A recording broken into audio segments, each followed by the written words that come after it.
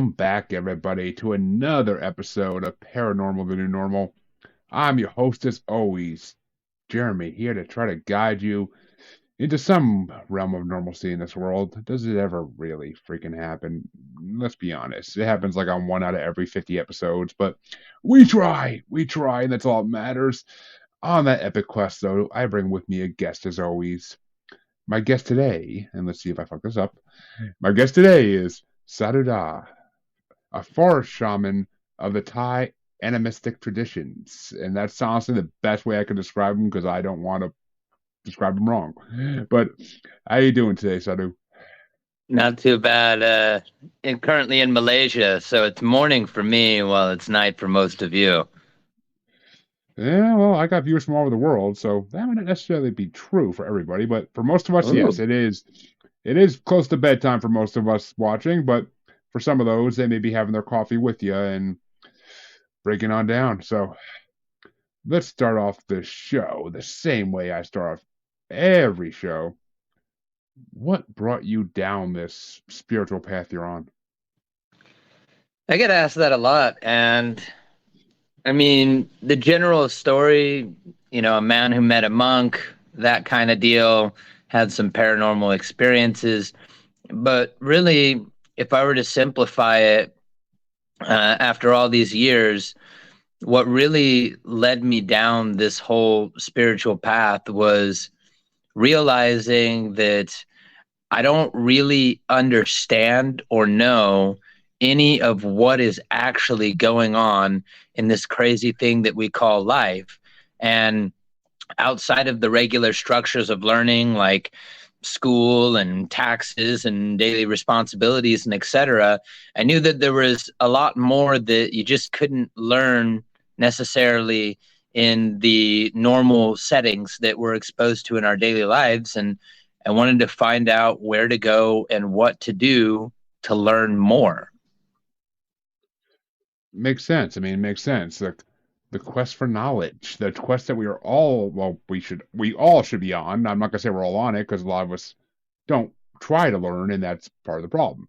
But we all should be on this quest for knowledge, and I hope anyone who listens to my show is on that quest because there's been a lot of knowledge passed through these last 200 episodes from various people. So not me, but my guests mainly. But I ain't gonna try to lie and say I'm passing the knowledge down. I ain't passing no knowledge down. I mean, if I do, then you got a gem. But I mean, it ain't normalcy. So I guess to start off, how I guess well, okay, how do I phrase this? What was your belief system like when you were brought up? Like what were you brought up to believe in? Um, hmm. I was originally brought up to believe in Christianity, mainly Yes, by the influence of my parents. of course. And I always had questions that were considered taboo, even though they were genuine questions. And to this day, I don't have any issue or problem with any sort of organized religion. It's just not my personal choice. But I did find that as I was growing up under this specific bubble of thought, that the questions I had were too strange for people and couldn't be answered. And naturally, with a curious mind, what does that lead to? It leads to you leaving that bubble and searching for where you can get those answers. Of course. I mean, I I can relate. I was brought up Christian as well, and I had questions. I didn't get answered. It didn't lead me down any type of path, quite, I would say. I just didn't. I had questions that wouldn't get answered, and it kind of disillusioned me with the whole idea of organized religion completely. And yeah, I mean, I will say, as my listeners know, I have a problem with organized religion, many problems, but we won't go into that. But yeah, that's a whole nother topic. So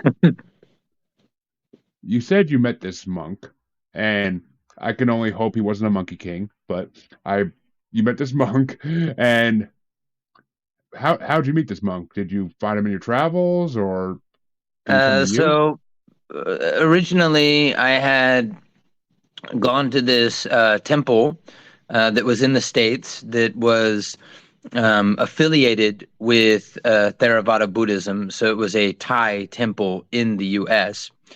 And I met a monk there who just struck up a conversation with me. I wasn't even looking for Buddhism. I wasn't really doing anything other than killing some time. And there was a temple in the area. And I just said, screw it. Let's go check it out. Something to do. And so I ended up having an interesting conversation with the monk, but it was more so how the monk treated me. That was what drew my interest. And what I mean by that is this monk just kind of started talking to me as I was like looking at some statues and explaining what they were and telling me a little bit about Dhamma and Buddhism as a whole. And then these people, like local people, kind of like walked up, and then they were trying to talk to the monk. Just like a little thing for those who may not be aware, in Buddhism, monks are like celebrities are in like Western culture. Like people want FaceTime with them. They want to talk to them like Gippy the monk. That's pretty much how it is in that culture. So these people were coming up, and then this monk just like turned around and chastised them. He was like, you were sitting there saying that like this man is sketchy and he has tattoos and he's skulking around the temple and he might be stealing something, and you came and you reported him to the monks. And now that I'm talking to this man, you want to come and talk to me. This is a perfectly fine gentleman. There's nothing wrong with him. Did you even ask him his name? Did you even bother talking to him, or did you just judge him immediately based on appearance? And so he just kind of sent him away like with like judgment on them as well. And I was like, all right, dude, like you're pretty cool.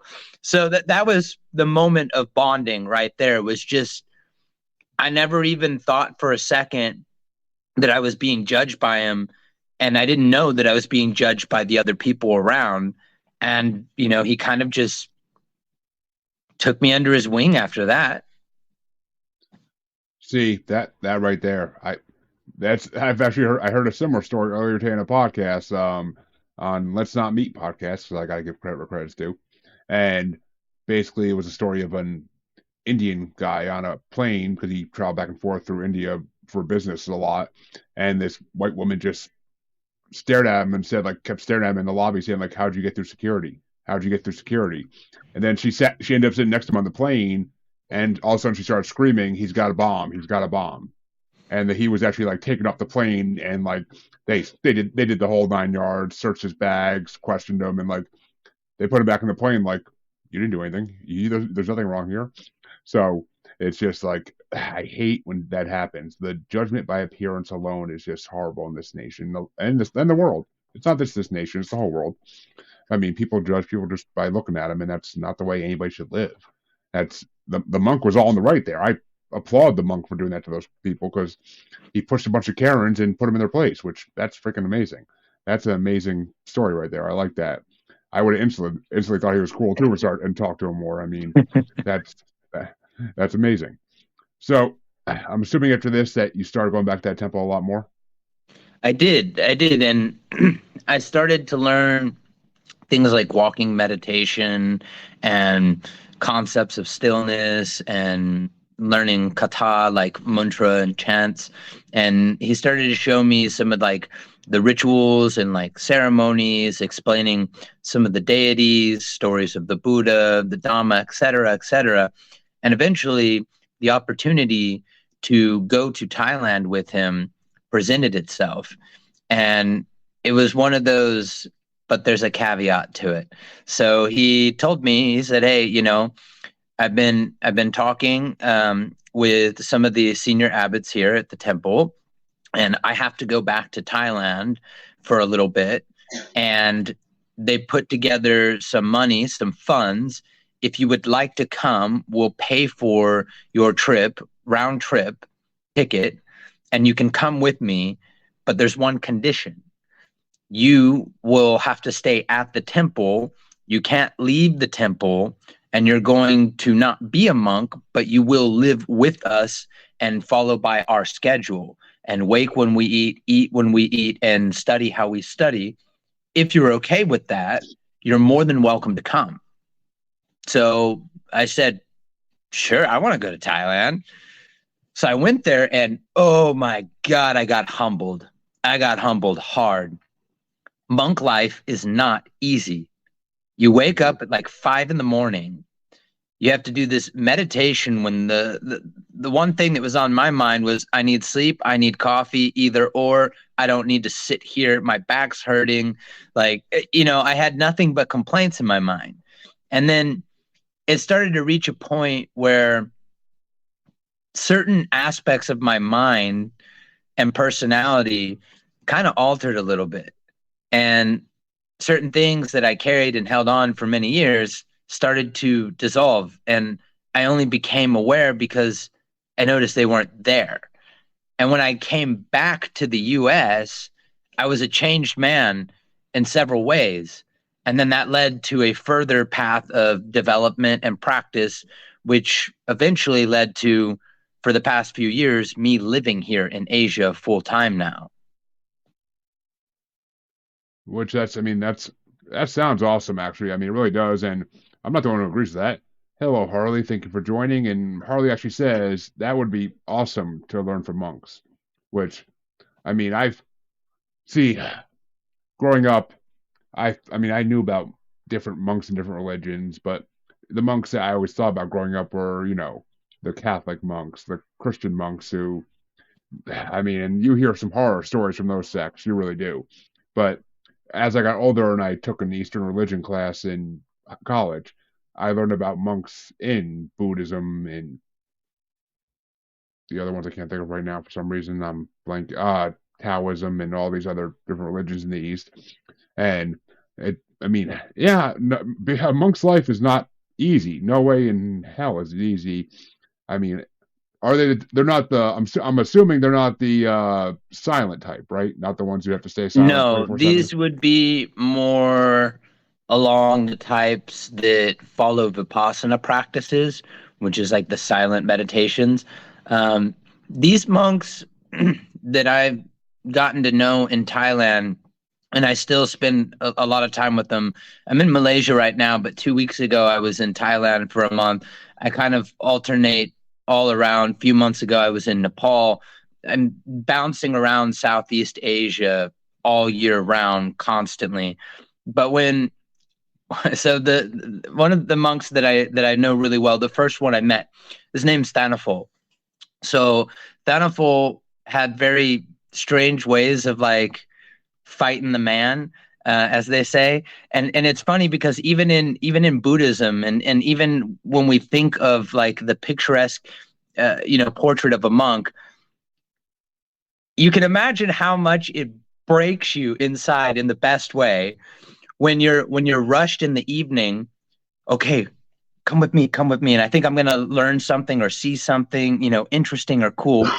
And he leads me out into this forest path, and we go off for a little bit, a few minutes of walking, and we come into this like small clearing, and he pulls out this little Walkman, and he starts poker face, poker face, and I'm like, what? And he's like, I come out here sometimes. He's like, when the other monks are sleeping, he's like, I like to listen to Lady Gaga.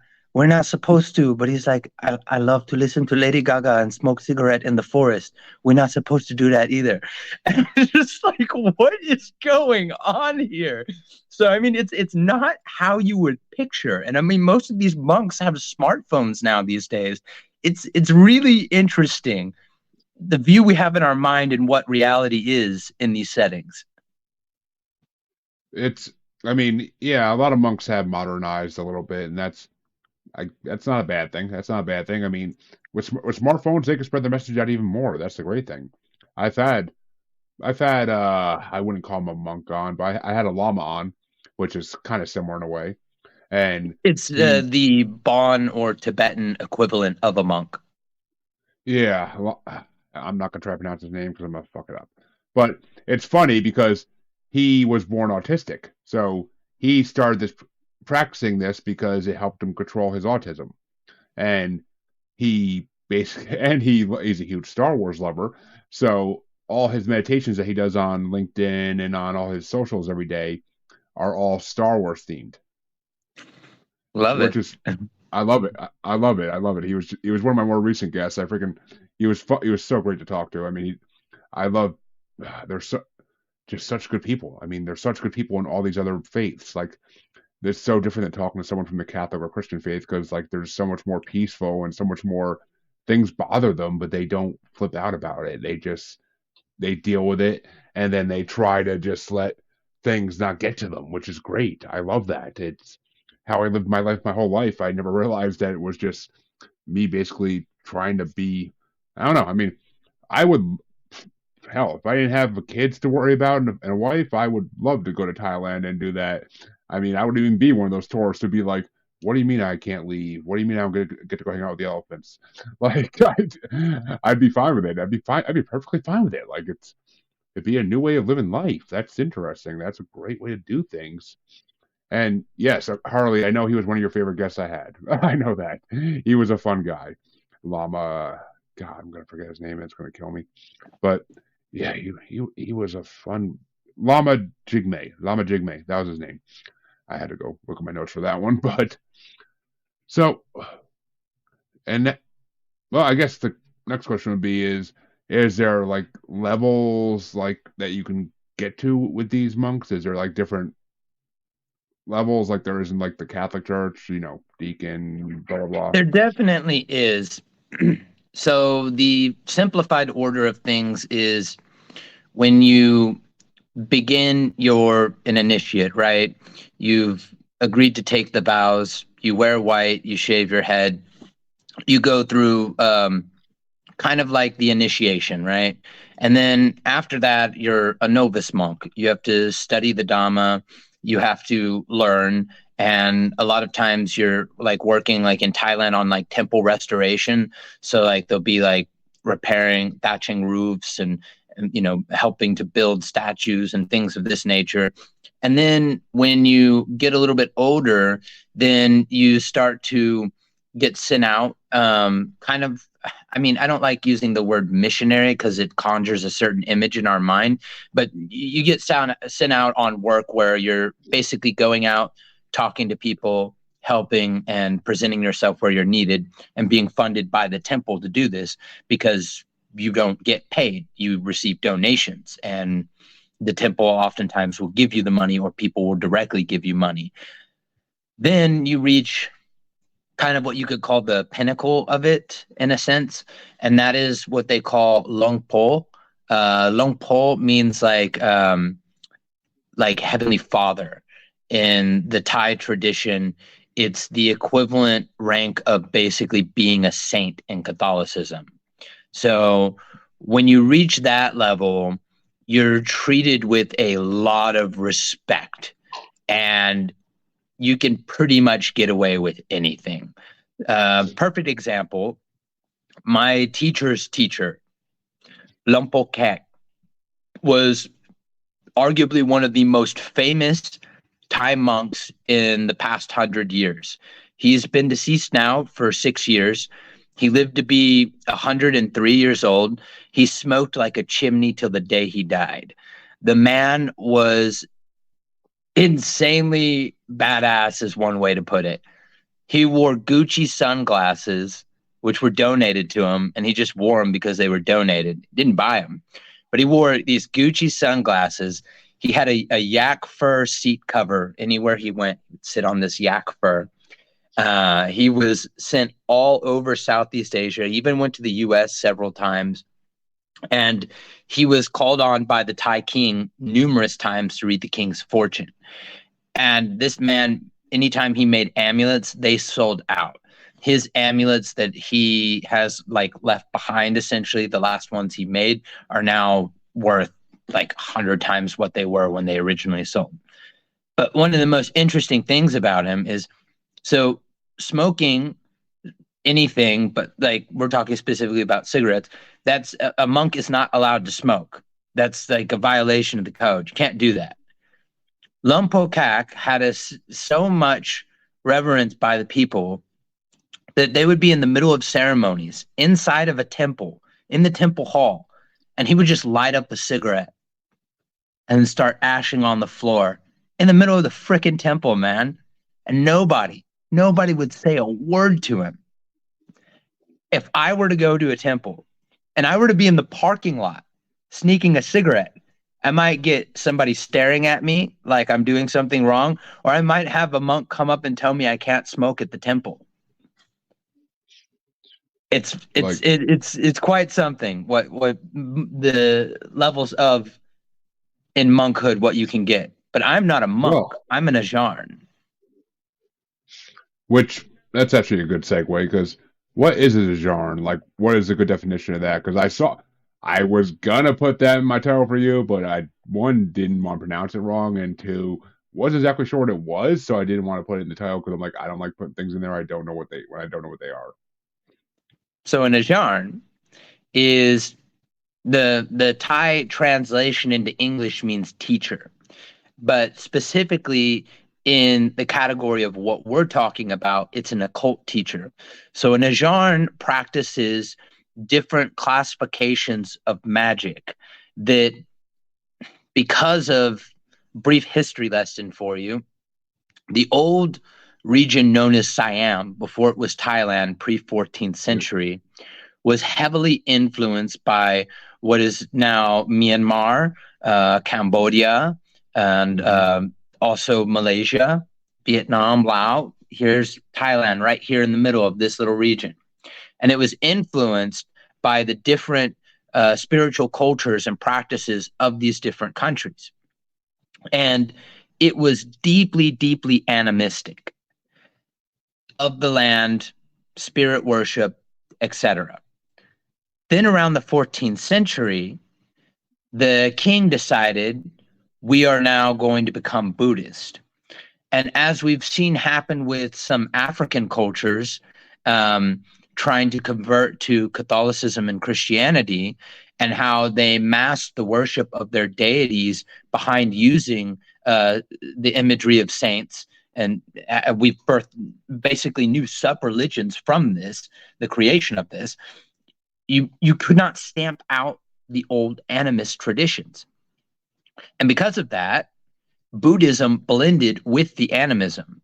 So magic, which is not a part of Buddhism at all, became so deeply intertwined with it through the development of the culture to the modern day point where now you cannot separate the magic from Buddhism. They are one and the same.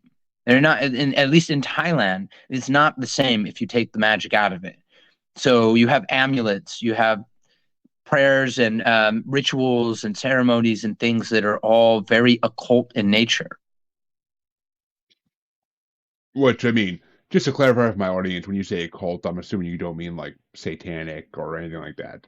No. So occult, if we go by the definition of occult, we're talking about that which is hidden or unseen. And so Yeah. in this context, what we are referencing is that the occult traditions are the more secret practices that aren't necessarily commonly understood, but are commonly practiced by the people. Case in point, you have these gods that are known as Lucy, and they are essentially the wizened sages. Think of them. This might be a good way to like look at it. Think of it as like the Force when Obi-Wan Kenobi dies, right? Qui-Gon Jinn, right? They come back as these like spectral masters. They were Force Ghost, yeah. human. They had a certain level of cultivation in the Force. Then they died, and then they come back and they still teach as this spectral like gatekeeper of knowledge and distilling, the Force to their students. And they can be called upon for wisdom in certain ways. That's what the Lursi are essentially. And so these are not deities in the sense of creatures from another dimension, but they are humans that reached a certain point of development in their consciousness and have chosen to remain around. They're not Buddhas, they're not monks, they're not enlightened, but they're kind of like your Obi-Wans and your Qui-Gon Jinns. And people will call to them with certain prayers and certain offerings. The average person doesn't necessarily know what all these rituals are, but they know what the Lursi are. And they'll go to an Ajahn and they'll ask him to make a blessing or an amulet or do a ritual to give them certain favor or something from this Lucy god or from these different type of spirit like the Naga, the Payanak, etc. Yeah, all right, that's a good way to put it. That does make sense.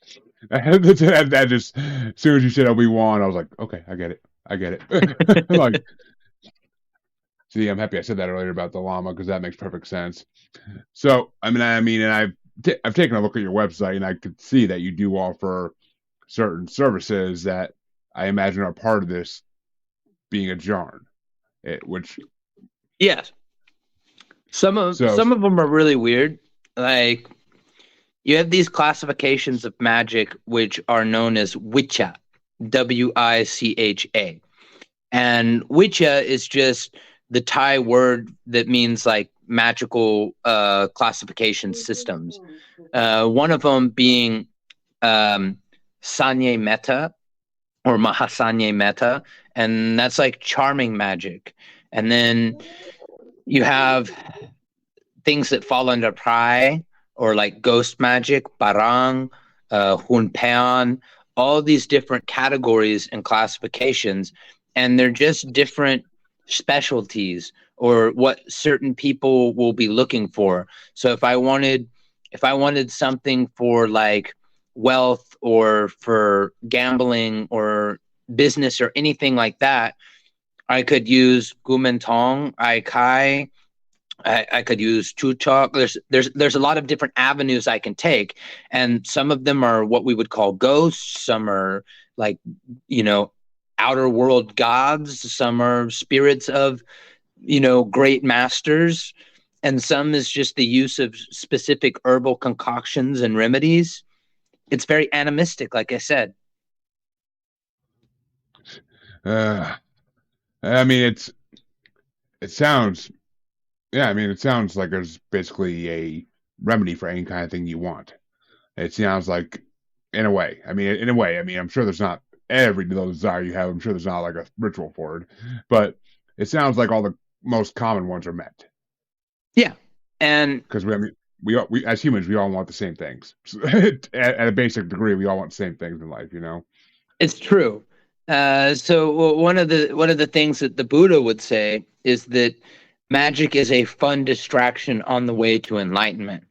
And when you ask some monks at temples why they make amulets and Yep. why they practice magic, they'll tell you it's to help ease the suffering in samsara, to help ease the physical life so that we can focus that much more on basically becoming better people and doing internal work to cultivate awareness and perception to a wider degree for our own spiritual benefit.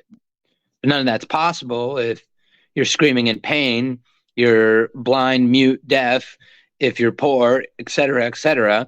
Certain things will distract us from this. And if we can ease the suffering of that just a little bit, even, then maybe we're able to accomplish more soul work.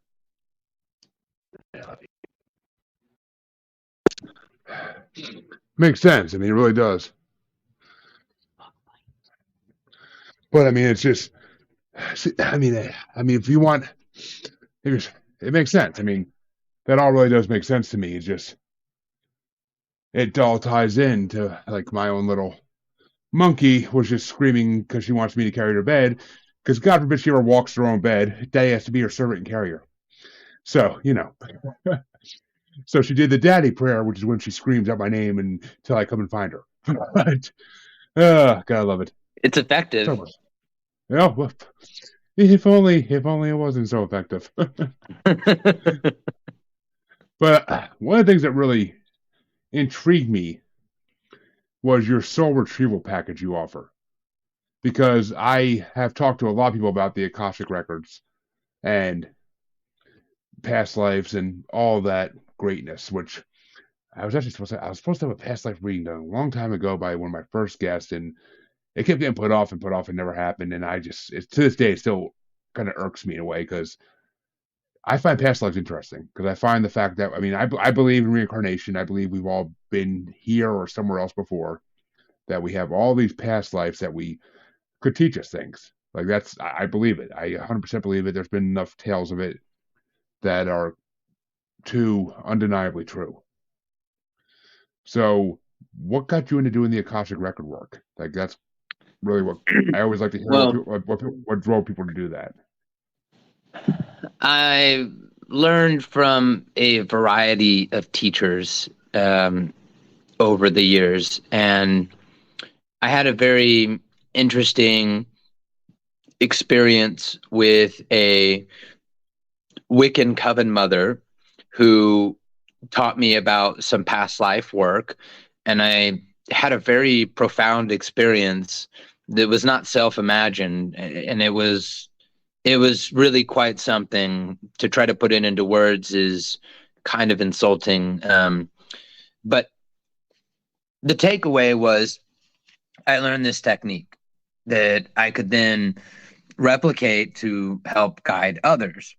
And then over the course of working and developing other skill sets, such as hypnotherapy, traumatic regression work, energy healing in various different modalities, I found ways to kind of complement other tools by stacking them together. And so I found a way of doing a guided meditation where I could put people through a hypnotic guided regression state while also taking the spirit on a journey, getting them to confront some traumatic work inside of their neurology with the subconscious mind, and also diving deep within the spirit and taking the conscious mind on a journey. So it's like kind of like bilocation in a sense. We're in two places at one time, but it's a conjoined experience. It's quite weird. It's quite interesting. And the end result is you are able to process and let go of some basically what we call like ISEs that lead to abreactions, initial sensitized event, something that occurs that leaves a lasting impact on you and causes a buildup that triggers other things. And then you develop these patterns of thought and approach and action that were learned, that were imprinted. That's not you as you would be without that. So we find through this process a way to vent and let go of that while also seeing how it was possible in the first place for this to even happen. Was it chance? Was it an alignment of vibration? What have you? Where was the root cause in your samskar? Meaning the little ebb and flow in the vibrational you in the universe that is picked up through time and again with reincarnations, what makes you tick, your personality. Perfect example, you're drawn to music and you have a natural affinity for it, then it's likely to say you didn't just come out the womb a savant. It's probably been refined and honed over many, many lifetimes, right? So it's the same for, and I'm not making this as a justification for how some people get cancer or become victims of abuse and etc.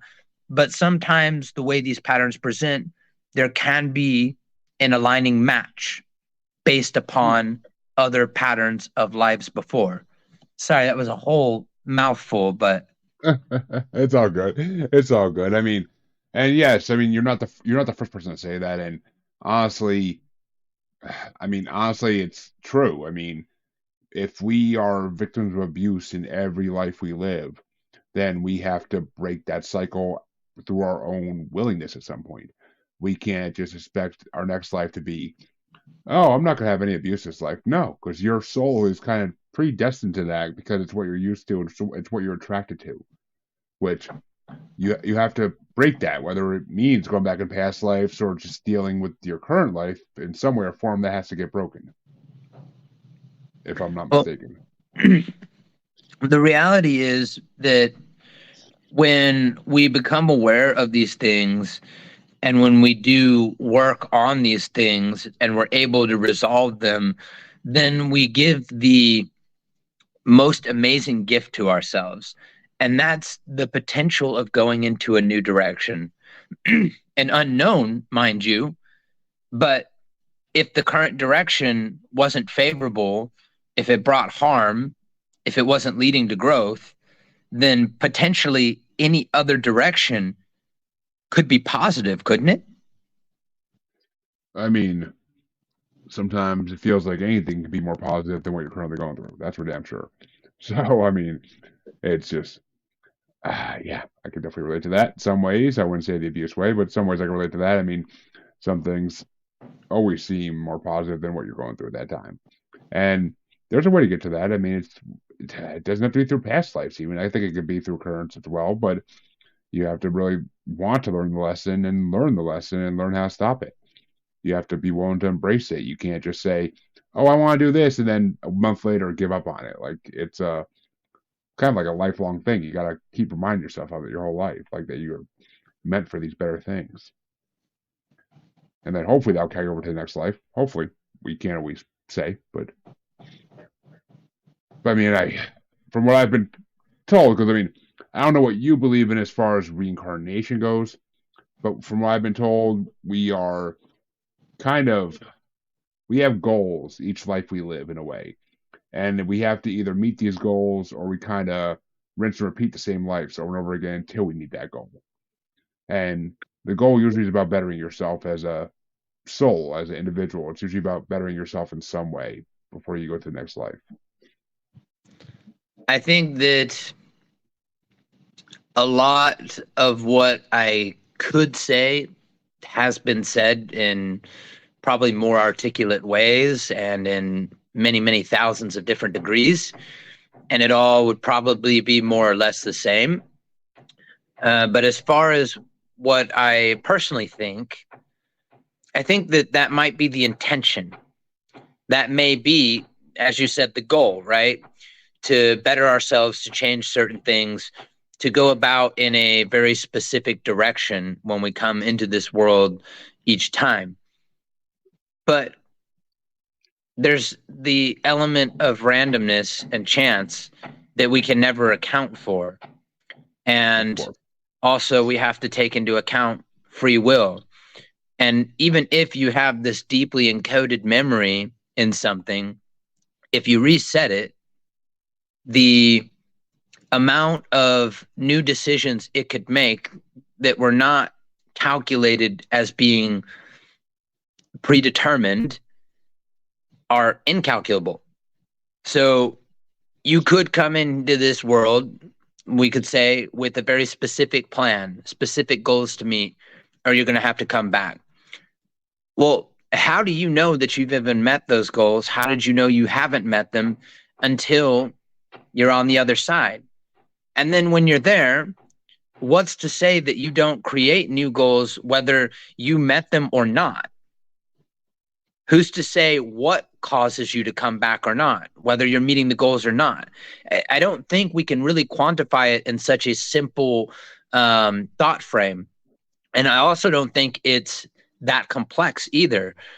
I think everything adheres to change and everything naturally is inclinated to growth. And regardless of if we have a way out of this spinning wheel or not, why wouldn't you want to keep experiencing? And if you weren't here, would you know you're not here or would you be somewhere else, you know? See, I mean, okay, well, let me come out and say that a lot of my beliefs when it comes to reincarnation are kind of extraterrestrial based in a way. It's under the belief that we're all really extraterrestrial spirits and that we always reincarnate on this planet. We don't always reincarnate as humans. That we reincarnate as different species completely, terrestrial or extraterrestrial. Either way, we come back as different things when we need to. Like that's kind of where my belief system is coming from. Is because I kind of describe the afterlife as a extraterrestrial DMV for spirits, where you're kind of just punching your ticket, waiting for the next for your number to get called to go back down. I mean, I think it's a valid thought as any, and I tend to go with more of a Taoist kind of approach. Of course. And that is essentially things are as they are. I'll give you basically a small parable. So the Taoist priest was called to the land where two neighbors were having a dispute over this tiny patch in between both their properties over who owned the land.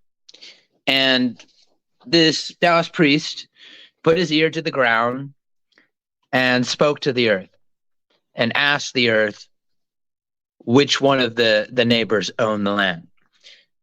And when he spoke back to the neighbors to relay to them what the earth had told them, he told them that it doesn't belong to either one of you, you belong to it. So essentially, I think it's really all about perspective. And for me, I choose to adopt a more simple perspective. You could be right. Absolutely. Who am I to say that I know? But for me, really all that matters is the current experience that I'm having, and more so this present moment here with you right now. Outside of all of that, it's fun to entertain. It could be interesting or unique thoughts to explore, maybe even fun to try to figure it out, but it doesn't really serve anything beyond this moment for me. So I completely respect, your mind frame and your approach to how you want to understand these things, or where you've gone with it. But I just can't get my mind to go there because my mind's right here, if that makes any sense. It does, and I actually love that you don't 100% agree with me because it just makes it because it see my perspective on the world changes on a it could be on a daily basis even honestly because I I running a show like this where you talk to so many different people in different aspects of the spiritual paranormal world.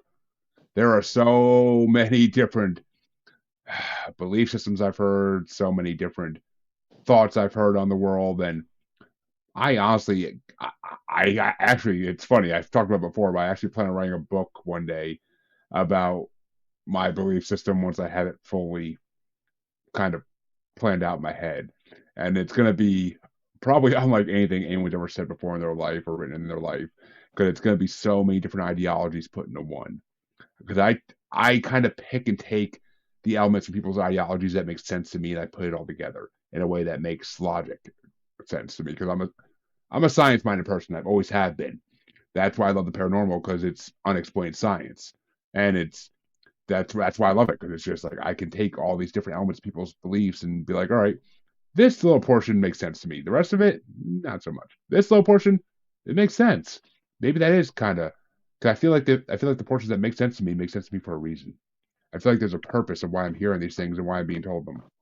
You would probably be very interested in exploring Vedic science because they break down Oh, mysticism quite a bit.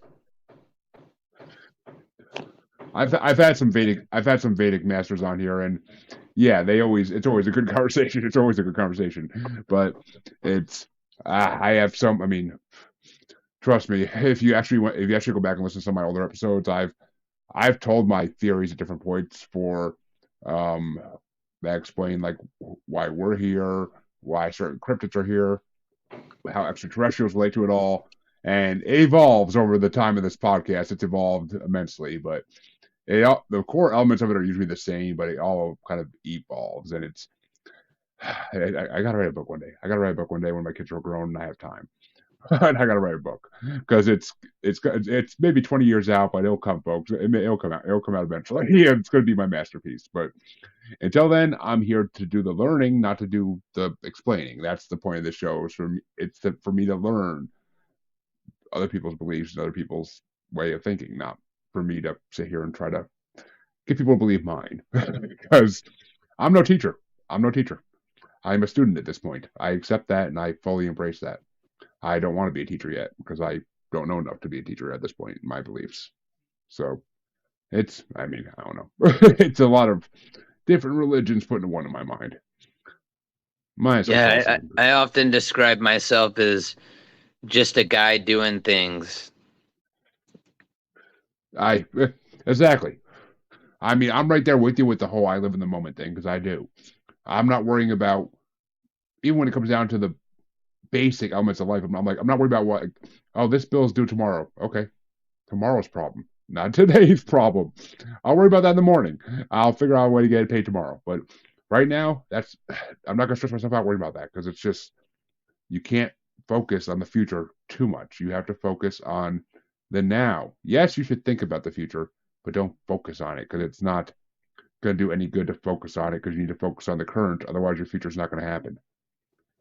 If you're stuck, there's a famous saying for that too. I just can't freaking think of what it is at this moment. My mind's not there right now. But I did happen to notice, however, that you do offer love spells and business blessings, which enticed me and kind of entranced me for a second because who doesn't love? I mean, we've talked before about people who offer services in love magic and sex magic and all that in the show before, but love magic and love spells always kind of because there's something you hear about when you're a kid, like oh come get this love potion and drink it, and whoever if you get the person you like to drink it too, then they'll fall in love with you, like the old Hey Arnold episode we all watched as kids, but.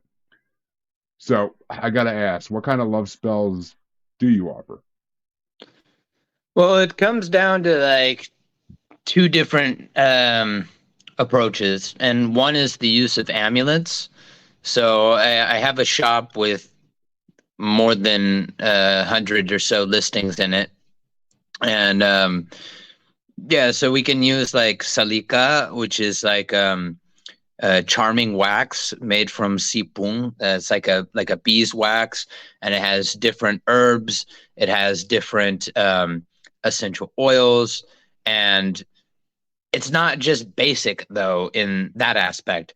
It's like, for example, with salikas, the wood that you use must come from a specific tree that the salika birds mate on, because the salika birds will mate for life, and when they mate they will come and they will return to the same branch. So, and again, this goes into the animistic properties and the animistic practice. So you're stripping little pieces of wood from that branch that is from a mated pair of salika, which is also a little bit of a secret in how salika is made. But you're then refining that with certain herbs that are known to be practiced for, elements of love or charm. They call like this one type of amulet they call miyamak, which means many wives, and you can be used in a couple of different ways. One being to essentially draw like multiple partners to you, like casual fun, or it can be used to cause people to be more attracted to you in general, or garner like sympathy and mercy from individuals. So not even just in a sexual way. So I use the amulets, which are made from special ingredients, oftentimes either made by myself or made by monks. At the very least, blessed by monks, and containing special sacred ingredients, and then having the kata, the proper mantra for activating it, the magic, and knowing how to apply and use it. So that's one method I take. I call that the more passive route. We use amulets. The more direct route is like ritual work. So an example of like a ritual I would do would be like matchmaking to Guandi. Guandi is a Taoist god that's often used for matchmaking. And so what I'll do is I'll take the donation from the person. I will get the red ribbon. I will write the names of the individuals on it. I'll take it to the Guandi statue. I'll have the priest officiate and bless it, and I'll take that route. Or I will do my own working using naman prai oil, which is also known as like ghost lady oil, which, I mean, necromancy is a bit of a loaded word, but when it comes to like love magic and things of that nature, ghost work usually is the most effective in that specific regard.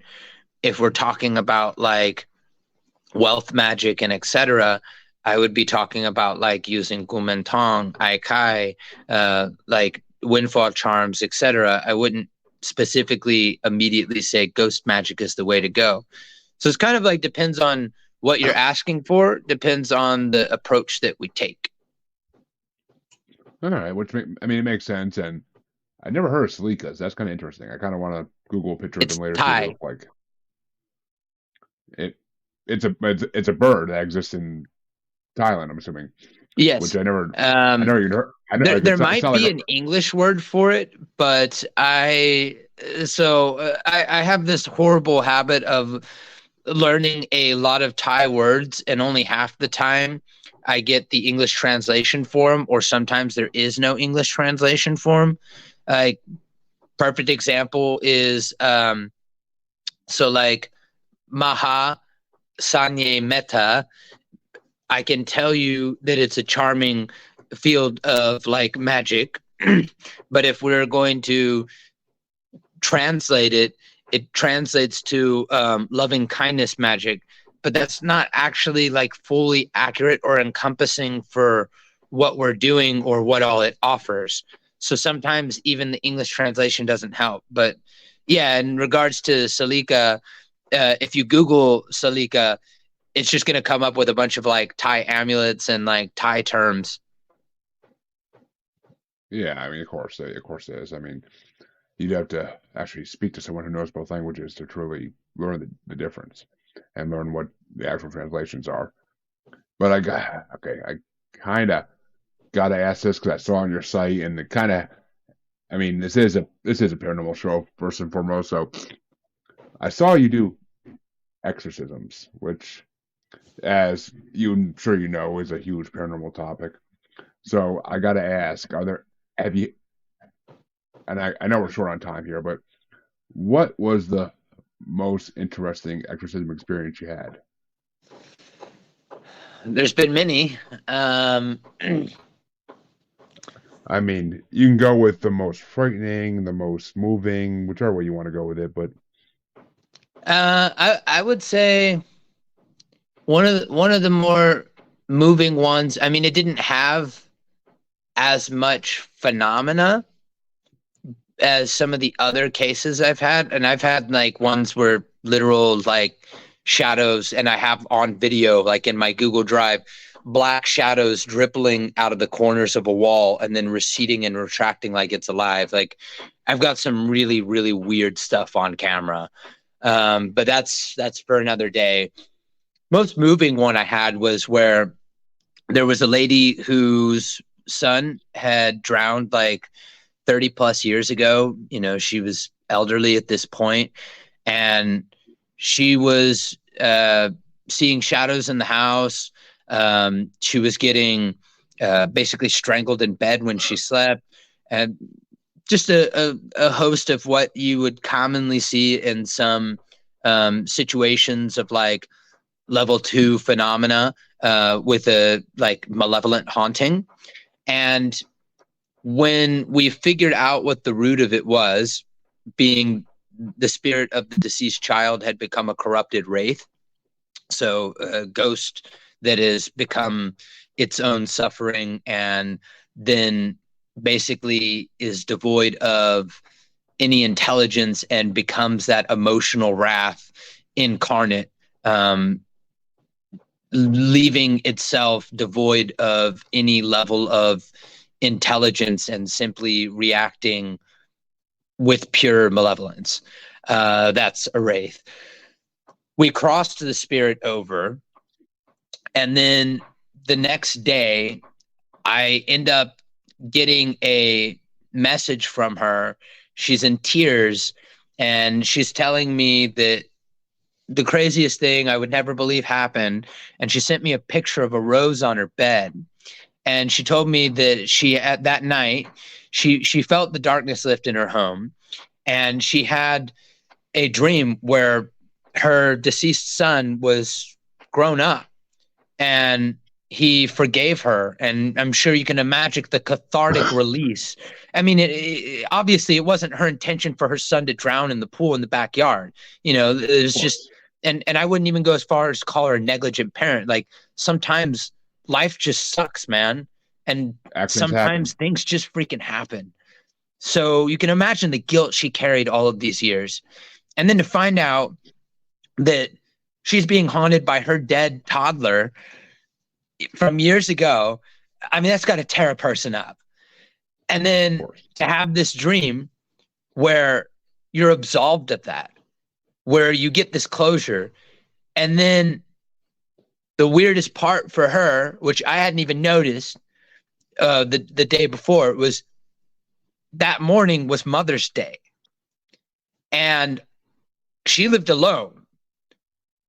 On her bed, right on the other side of where she was sleeping, was a rose that defied any explanation of where it came from and how it came to be there.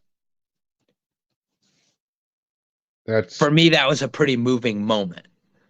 That's incredible. That's incredible. I can't think of another word to describe it. I mean, that's, for anybody who doesn't believe that the afterlife of the other side exists, that just right there is stone cold proof. I mean, how does any kind of physical object like that just end up in your bed when you're sleeping? Like, and I mean, yes, and skeptics out there might be trying to say, like, I mean, what could a skeptic even say, honestly? Like, oh, someone broke in your house and put a flower in your bed? Like, what the hell logic would that be? There'd be no logic for that unless something was missing too. So, I mean, it's just, and even then, why would they leave a flower? Like, I tend to follow things in patterns of three when it comes to the paranormal. And one was, we had objective phenomena defying a logical explanation occurring in the first place. We had the haunting and the things that went into the haunting. Then we had the very deeply personal dream that followed right after that. And then we had the materialization of an object that also defied an explanation. We had three very separate occurrences that all had their own elements to it.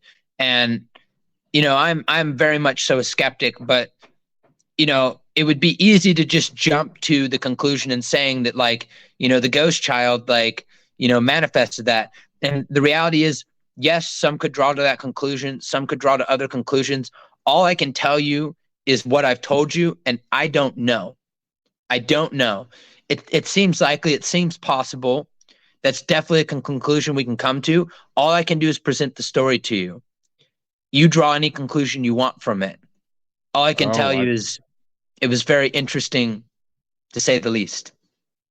As someone who lives in a possessed house, I don't want to say haunted because it's not really a haunting of any type, but as someone who lives in a possessed house that is has spirits around them basically on a 24/7 basis, based on what I've been told.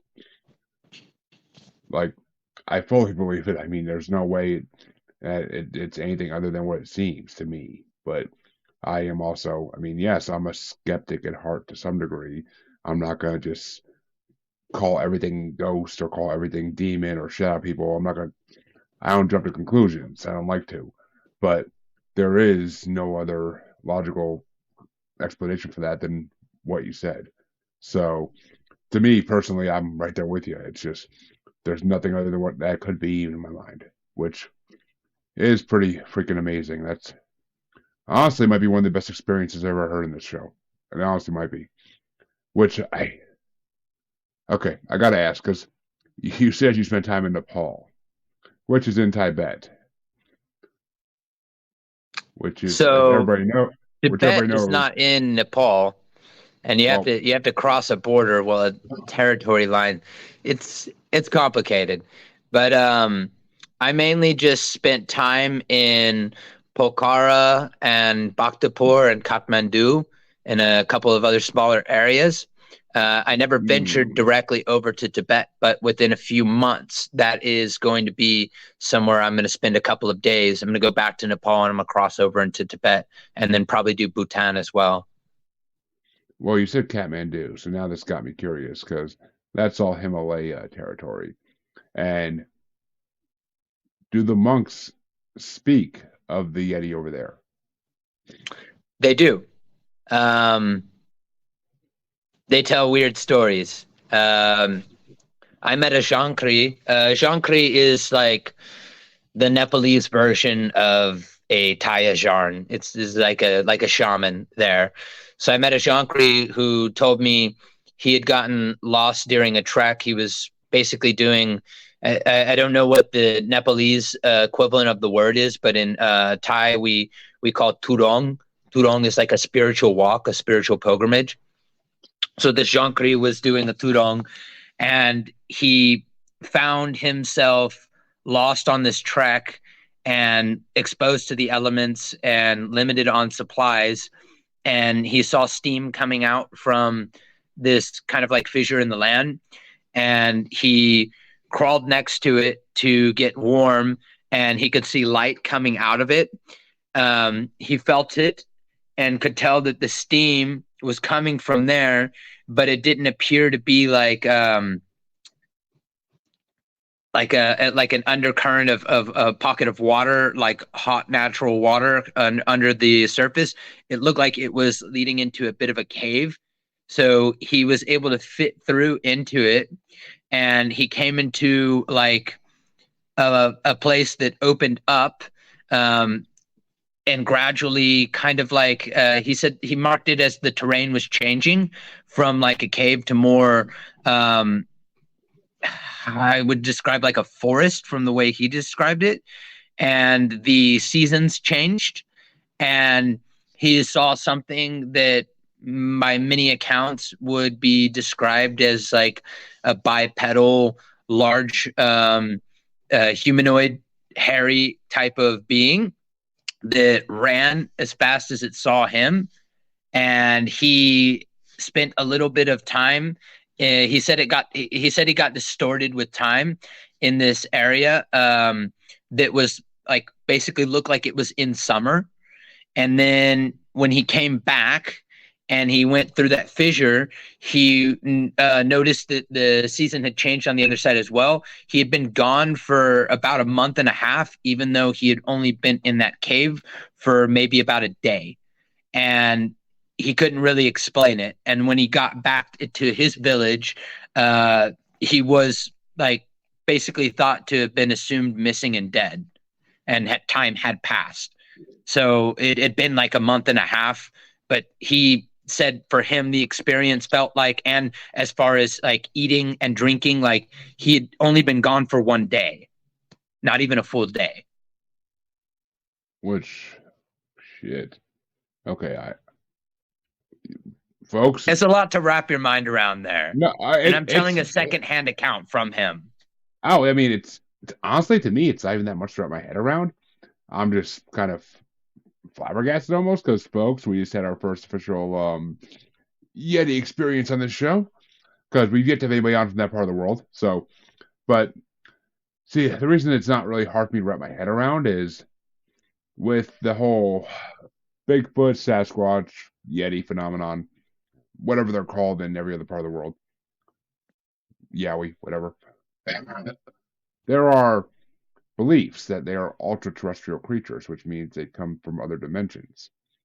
And if this monk somehow, by going through that fissure, crossed into another dimension for what he felt like was a day, time passes differently in different dimensions as far as we are told and know.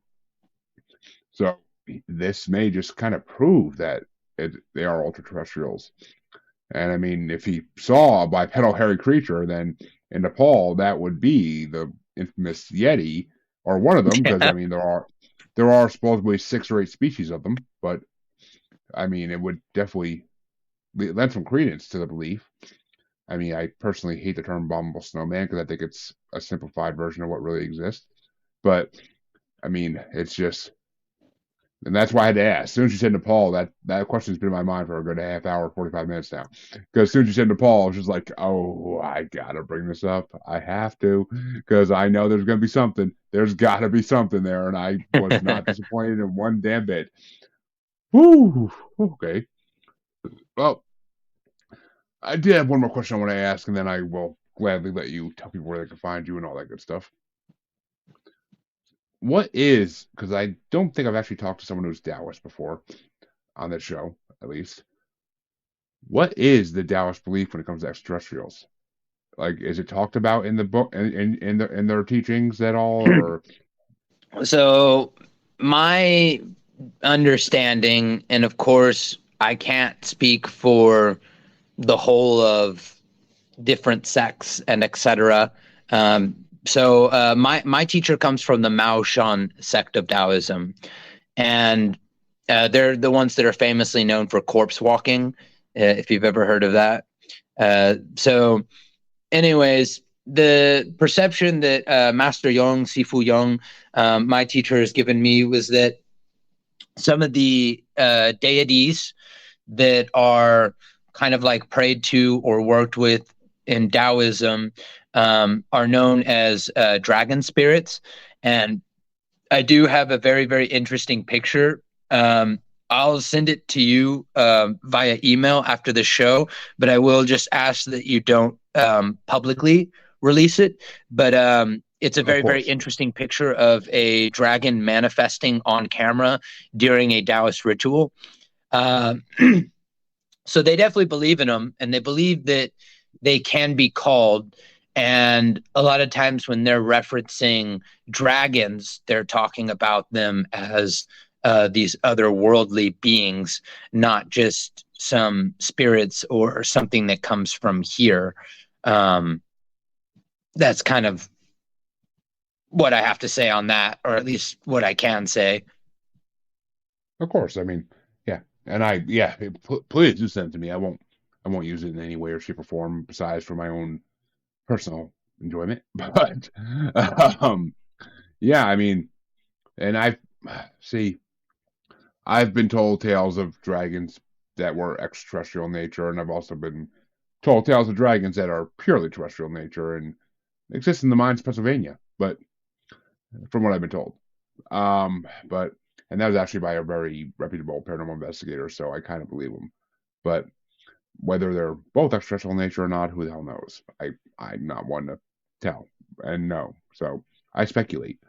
But Jesus, I wish I didn't save some of this stuff for the end. I really don't, because I want to expand on it. But well, we had a great conversation for a good hour and 10 minutes, and I can't complain. So I do want to thank you for coming on, Sadhu, because it's been amazing. And honestly, I'd love to get you back on someday for a second interview, because it's been truly a fascinating talk, and I feel like there's so much more we can cover, so much more. But it is getting late here, and I'm sure you want to get your day going with other stuff as well. So where can people find you if they want to learn more about you or all the services we talked about that you offer? Where can they find you? Well, the best place that you can go is my website, which is www.thesadhudah.com. That's TheSadhuDah.com. You can find my Etsy shop there. You can find the different services that I offer, link to my YouTube channel, my blog, access to my books, etc., etc. And it's the best way to get a hold of me as well. Well, there you go, folks. There you go. And of course, that website for all my listeners will be in the podcast description as well, because I always promote my guests because I have because not because I have to because I want to because it's just it's a great service that they all offer great services, and you should check them all out. They can definitely help you if you have any kind of issue usually. And Sadhu's website is chock full of different things he can offer, so please check it out. I mean, you'd be a fool not to, in my opinion. But you all know where you can find me. If you don't by now, goddamn shame. It's been like 2.5 years. Come on. If you don't know, check the outro. It's there for this purpose exactly. Because I get sick of saying the 5,000 places you can find me. So check the outro. It's all there. And this hopefully will not be the last time you see Sadhu in this show. He'll be on in the future at some point. Maybe after my hiatus towards the end of this year, he'll be back on. But we'll see. I'll work with him on that in the future. But I do want to thank you one last time for coming on because it's been a truly amazing hour, and I can't wait to hear more from you in the future. But until next time, folks, have a good night, and I'll be back tomorrow with a supernatural author. So come check that one out as well. Till then, be safe, everybody, and just avoid all the shadow people. You can find me on Facebook as Jeremy Bryant, or you can find me as Uncensored, Unapologetic, and Untamed UQ Podcast Collective Facebook group. You can find me on Twitter and the Instagram as at Juggalo Bastard, or should I say X now. And you can find me on TikTok as at Juggalo Bastard Podcast. You can also find me on YouTube as Paranormal The New Normal. And you can also find me streaming on YouTube as Blind Knowledge Network, because all knowledge is blind until they admit Bigfoot exists.